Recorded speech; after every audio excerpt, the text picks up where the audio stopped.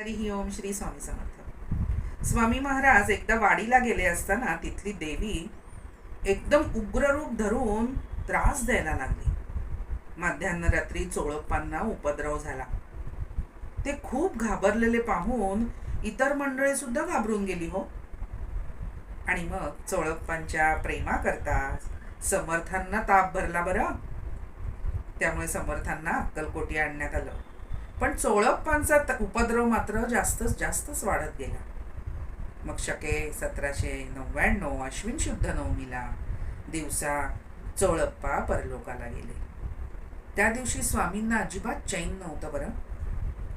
राणीसाहेबांनी विचारताच ते म्हणाले, काय करू, चोळ्याची संगत तुटली, तो वियोग नाही सहन होत ग. चोळ्या वाचून कुठं धावू मी आता. अगं या लीला आता कुणाला दाखवू. 7 जन्माचा माझा सांगाती गेला.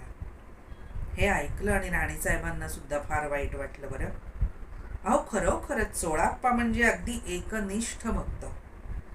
त्यामुळे जे स्वामींचे सेवक झाले त्यांची सर्वस्वी काळजी स्वामींनाच आहे हेच या लीलेवरून आपल्या लक्षात येतं.